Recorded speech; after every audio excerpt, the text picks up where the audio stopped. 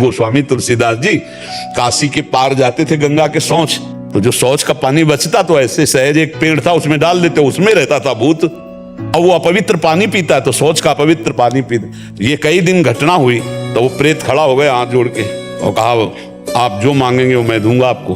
बोले हमने तो आपको पुकारा नहीं, कोई सेवा नहीं की। बोले बहुत बड़ी सेवा बन गई, जो आपके कमंडल में पानी बचता था फेंक देते थे वही हम पी लेते थे, अब हमको देना चाहते थे। बोले क्या दे सकते हो? हमें तो सिया राम जी के दर्शन चाहिए। बोले इतनी सामर्थ्य हमें नहीं, उपाय बता देंगे, हो जाएंगे पक्का दर्शन। बोले क्या?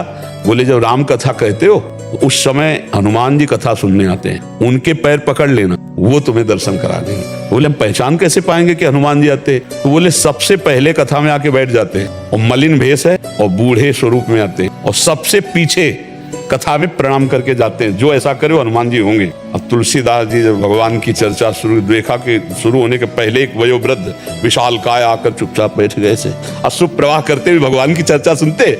और जब कथा संपन्न हुई सब चले गए तब वहां के ऐसे रज लेके ऐसे लगाया कि भक्त चरण रज है, सोई गोस्वामी जी दौड़ पड़े, सोई भागे हनुमान जी। तो तुलसी घाट से काफी दूर है संकट मोचन हनुमान जी, वही संकट मोचन हनुमान जी। तो काफी दूर में जाके चरणों को तो हनुमान जी रुक गए। बोले क्या चाहते हो? तो कहा सिया राम जी के दर्शन।